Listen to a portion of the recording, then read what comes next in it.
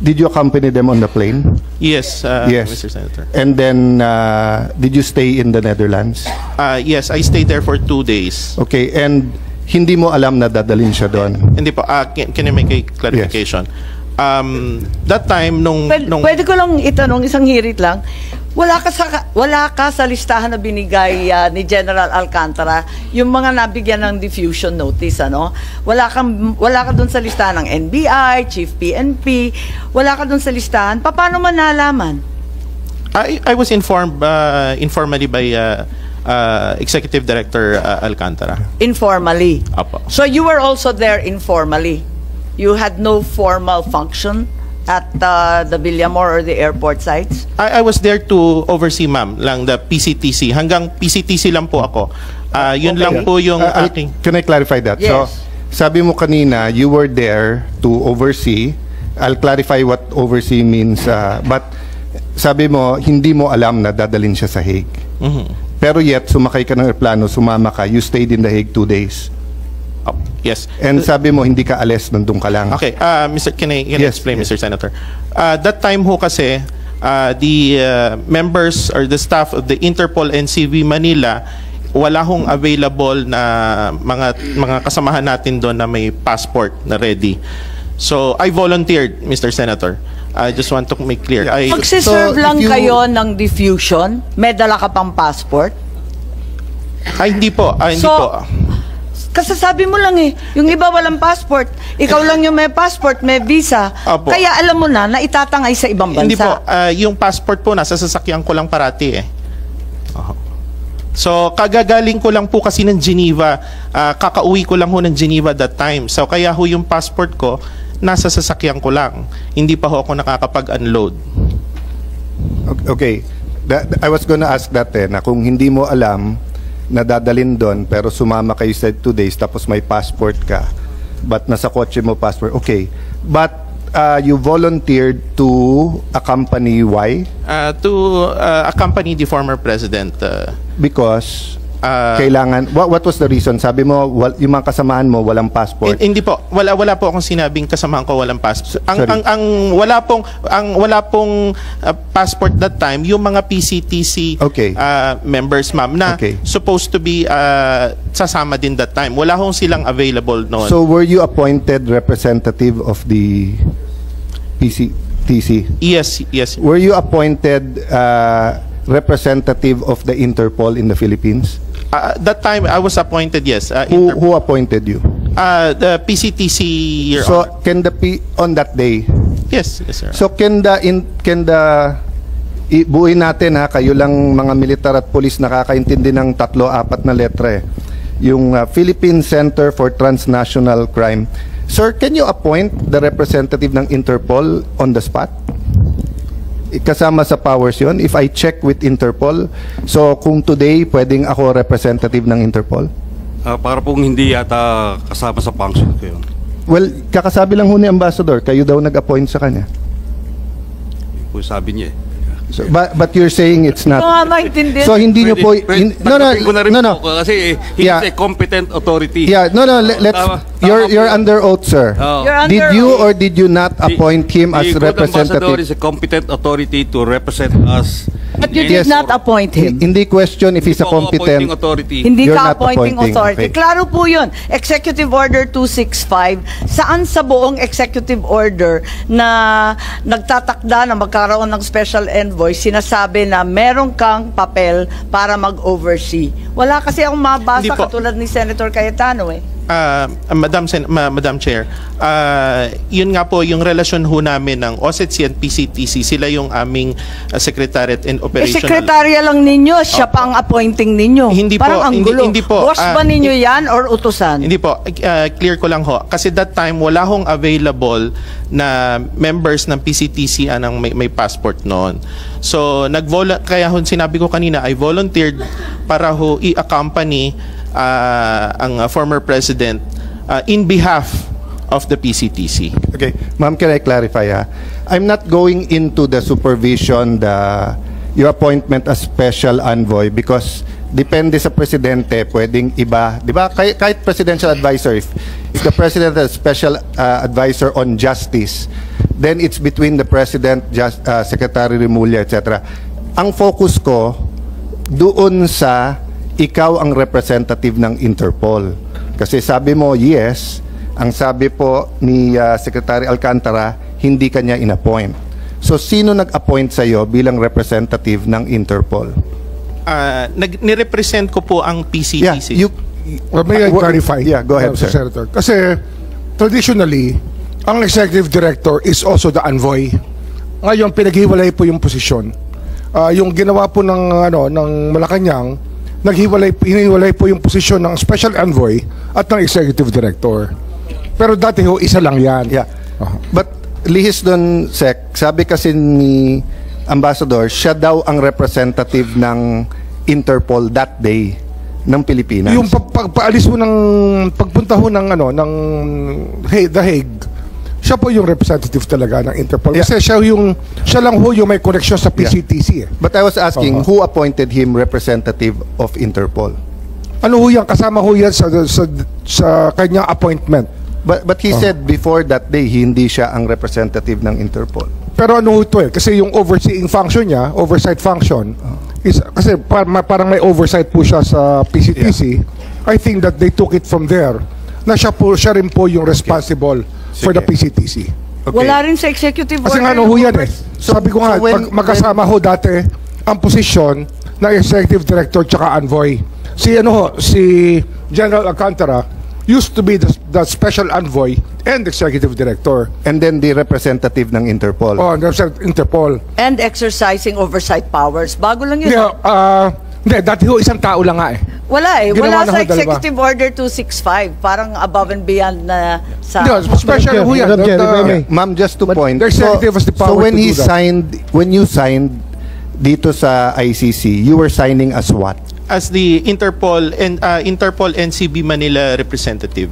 Ang nakalagay po dito, you're signing as in behalf of the Republic of the Philippines, not as Interpol. Kasi po nung that time, yung representative ng ICC na kausap ko, naka-print na po yung government. So, sir, but it are was, you a college graduate? Yes, sir. No. Any college graduate, pag pinapirma ka tapos mali, kahit printed, you'd cross it out. Then you would put, so pag nakalagay doon, Alang Cayetano, congressman, pipirma ko o i-cross out ko yung congressman, lalagay ko senator. Kung nakalagay doon, Alang Cayetano, single, may asawa na ako, hindi ako papagalitan ng asawa ko, kung hindi ko i-cross out, lalagay ko doon na Di ba? So wag tayo magpilosopohan dito. So why did you sign in behalf of the Philippine government if you weren't representing the government and you were representing Interpol? Medyo mataas na ho kasi yung pagod na din kami. Tapos ang request ng ICC staff that time nagre-request sila na kunin na ng medical team. Hindi ho kasi ma-perform yung medical assistance to the former president. Yun ho yung dahilan yan. Ang dahilan, pagod kayo? Hindi po, nagkakagulo na din ho nun. Mataas na din po yung sitwasyon. Pakisabi ng totoo. Opo, We're ma'am. all under oath. Yes, ma'am. Ang mataas Paliwanag mong maigi. Representative ka ba ng Pilipinas or representative ng Interpol? Pipili ka lang. Nirepresent ko po ang Interpol NCB Manila. So mali itong papel na to. Sabihin mo sa akin. Yun hong... Kasi nag-iiba. Isa sinungaling, po, isa totoo. Yun ang clear ho sa ma'am, ICC. Pwede kong linawin lang. Siguro, hayaan muna natin. Hayaan natin na ipaliwanag. Alam naman niya alam ho kasi malinaw ho sa pag-uusap namin ng ICC staff na I represent the Interpol NCB Manila. Pero hindi maliwanag dito sa nakasulat. Government of the Republic of the Philippines. It's part of the government, ma'am. I'm sorry. Hindi, Interpol Sabi niya, nandun siya bilang Interpol Ma'am, Madam Chair, yung Interpol po kasi, the Interpol NCB Manila, it's under the Philippine government. Sorry, Mama. Kasi if that's your interpretation, then the government cooperated with ICC. In the surrender. Diba? I'm not trying to trap you. I'm trying to understand. Kasi nga, when you do something, you can do it in different capacities. So, international organization, yon. So, for example, Sarah here was the regional director for the International Organization on Migration, but she's a Filipino. Now, if she was special envoy nun, she has to say which one. Kasi one is a UN body, or at least a UN-recognized organization. The other one is Philippine government. So, di ba, hindi pwedeng you're signing. Ang problema kasi yung sabi mo, malinaw sa ICC at malinaw sa akin, Interpol. Pero ang pirma mo, in behalf of the government. Kasi ang masusunod yung dokumentong pinirma mo, hindi yung intention nyo eh.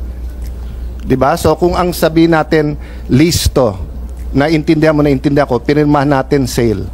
O pagdating sa korte, ano unang impression mo? It's a sale. Opo. Because yun ang pinirmahan nyo. Di ba? So, kaya nga pagdating dito, there are many other questions like yung sinabi ko sa inyo yung number 8, which is, was he brought, did the person receive legal assistance during national proceeding? Ikaw nagsabing he received legal assistance during national proceeding. What was that proceeding? No, Your Honor, Mr. Ambassador, Senator. ang dami-dami mong pinirmahan dito tungkol sa doktor, tungkol sa immediate family, tungkol sa legal counsel. Lahat to sinang-ayunan mo. Lahat ito hindi totoo. Hindi po. Kasi pagod na po kayo. Hindi po. Kung maaari ho, ma-explain ko. Una ho, yung tinatanong nyo regarding ho dun sa... Kasi that time, I was waiting for the official certification from the Department of Justice. So, medyo wala hong internet that time. So, yung yan ho yung sinulat nila. Yun naman ang sinagot ko. So, nung after few minutes, nag-request ako ng internet na print, binigay ko sa ICC yung certification from the Department of Justice. Sino Kayo nagsulat sino niyan? nagsulat? Kaninong handwriting yan? Kasi parang naiba sa sulat mo. Ma'am, sa ICC, ma'am.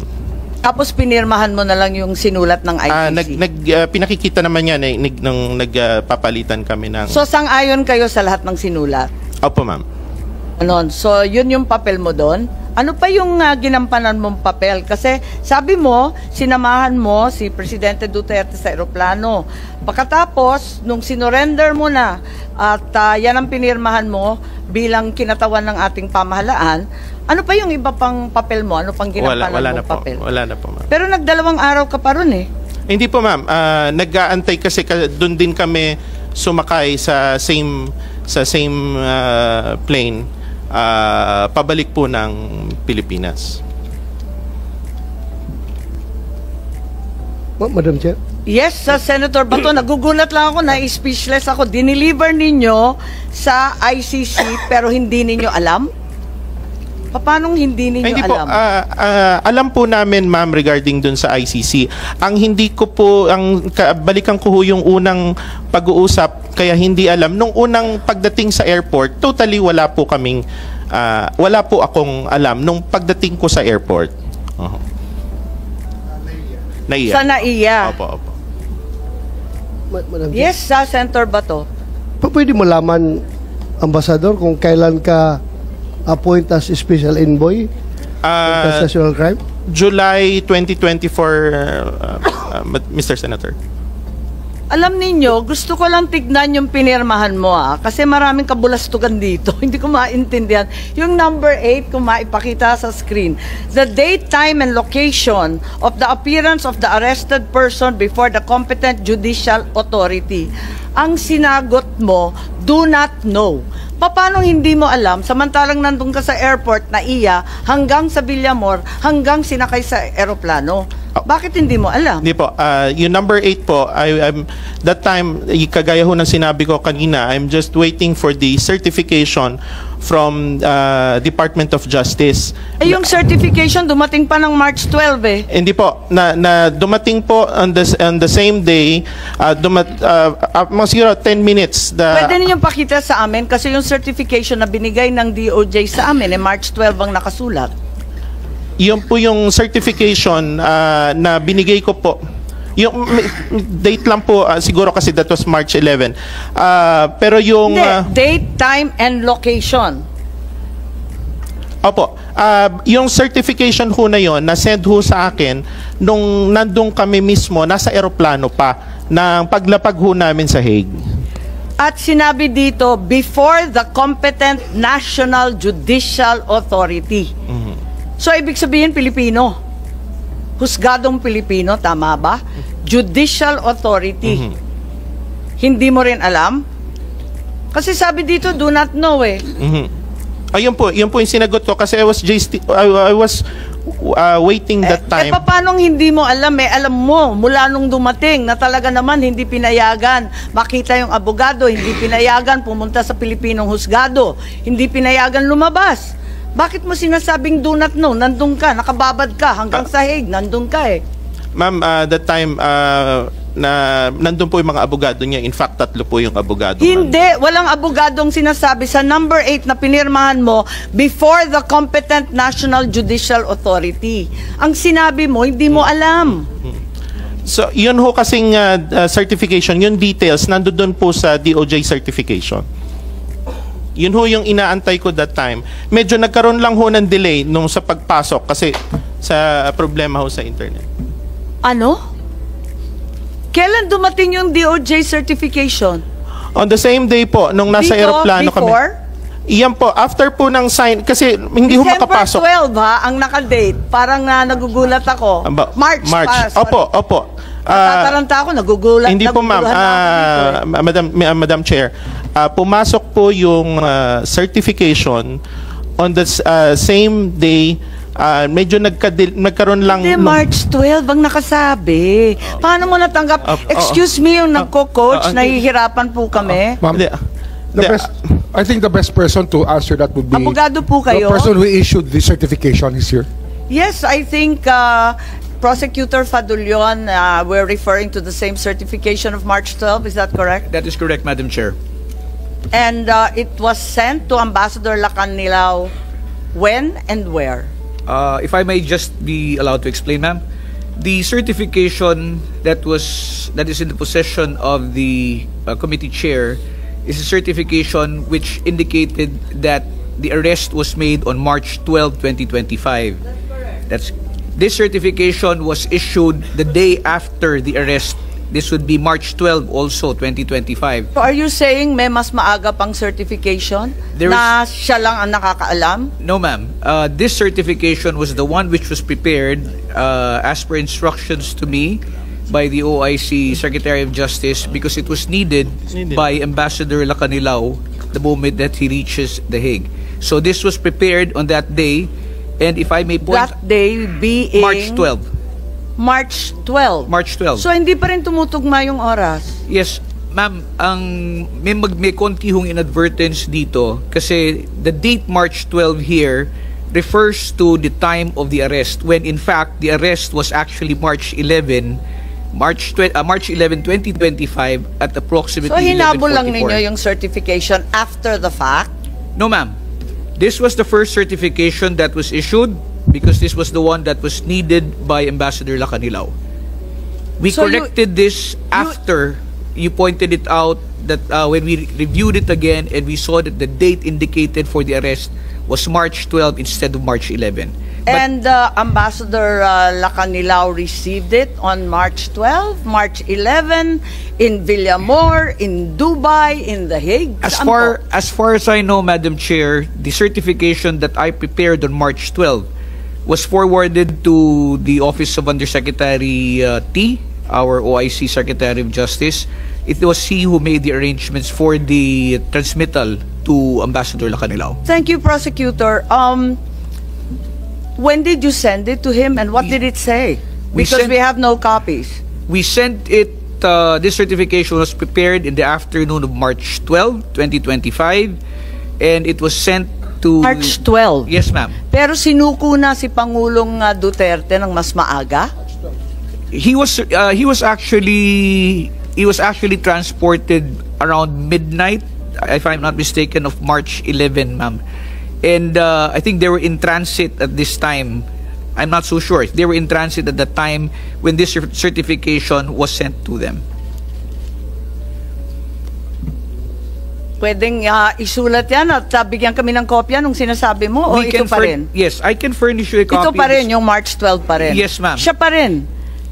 Sinong siya pa Yung rin? sinasabi na yung aresto is March 12, not March 11? Yes, ma'am. Yan pa rin, yung mali-mali na yan? Yeah, ito pong pagkakamali nito which was eventually corrected po.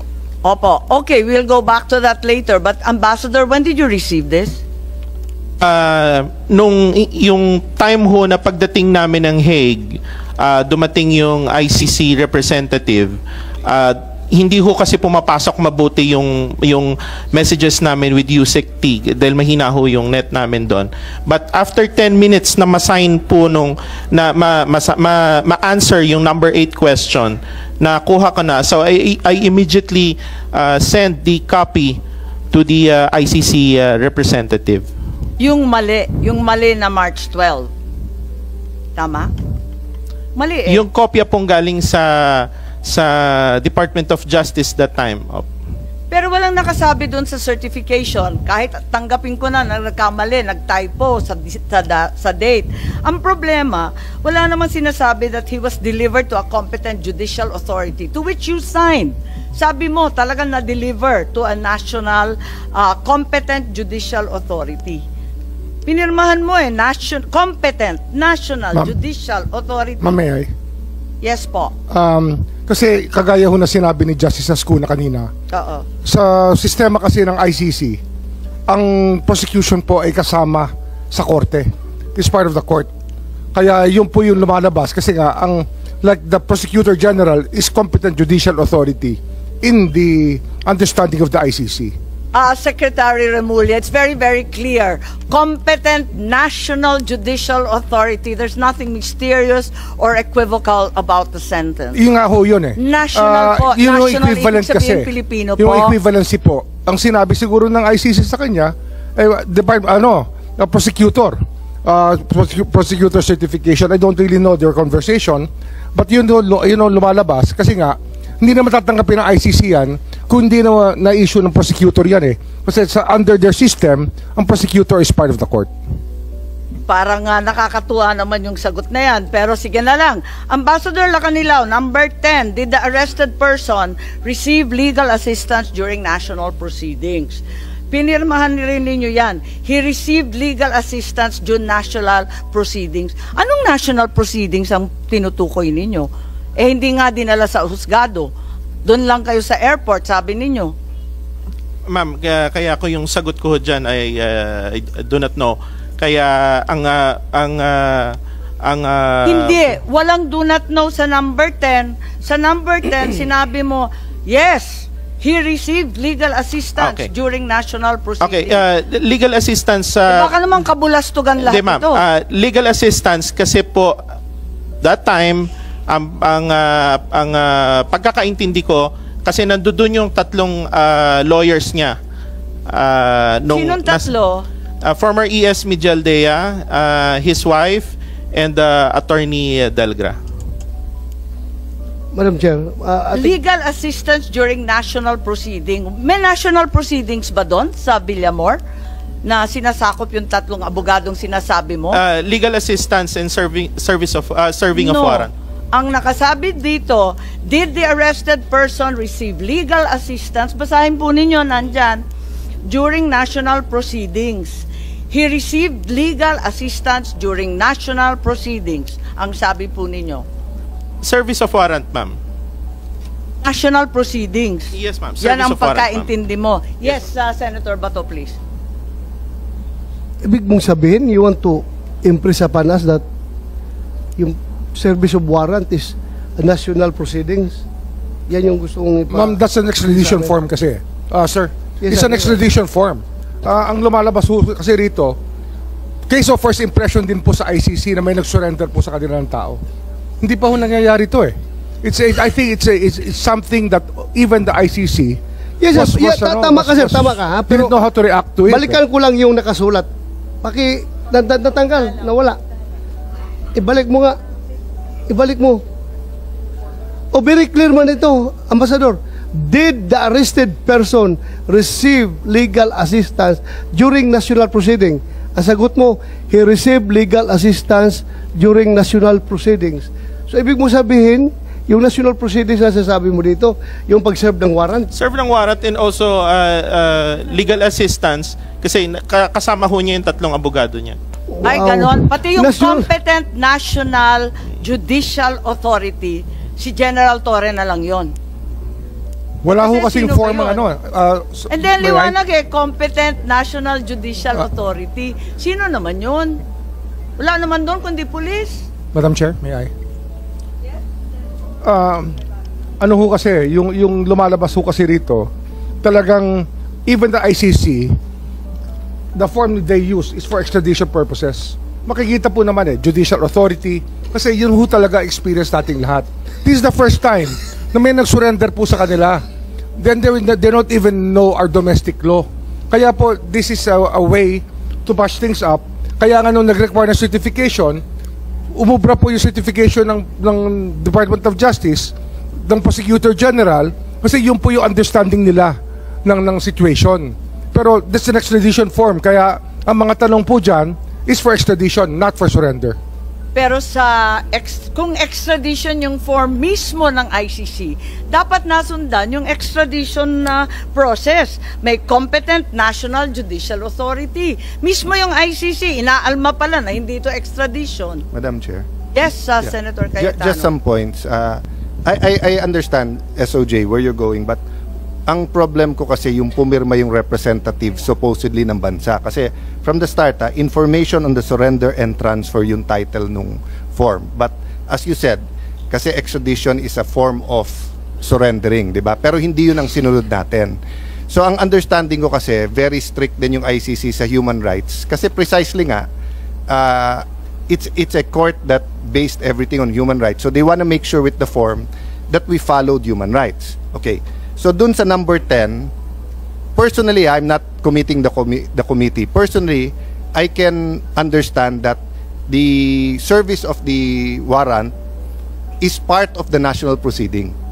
But when you signed, kasi when the ambassador signed his name and ang nakalagay, he received legal assistance during national proceeding, it gives the impression that there was more than just the service of the warrant. If you relate that with number 8, kasi sa number 8, competent National Judicial Authority. So for example, kung sa kanila kasama ng judiciary yung fiscal, sa atin ang competent na judiciary is just the judiciary. Mr. Senator, kasi nga, yung questions in the form refer to a case of extradition. Yes. Case of first impression nga to, Yes. even to the ICC, even to the Philippine government, to the Executive Department, to the Senate, to the Supreme Court, this is a case of first Yes. impression. And Kahit assuming na, lalo na kung first impression, di ba dapat linagay na lang I do not know doon Yeah. sa ibang question. Madam- Sinagot niya, no, I do not know. Bakit dito buong ningning siya sumagot? Yeah. Can I pursue that? So assuming, Mr. Secretary, that I will hook, line, and sinker agree with you, yun ang point ko, di ba? That a representative of the Philippine government should not just sign. He should have noted there, surrender to, not applicable, etc. Because nga, ang titignan naman yung dokumento, hindi yung paliwanag.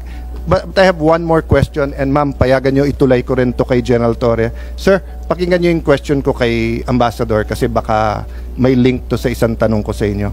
Ambassador, if you go one by one sa questions, it seems to me the ICC wants to make sure na nasunod yung due process at saka human rights ng akusado at ng inaresto. In your view, meron po bang violation ng batas sa pag-arrest or pag-detain ni former President Duterte? Wala po. So wala. Opo. So wala. And you know our law, so walang violation. Opo. Okay.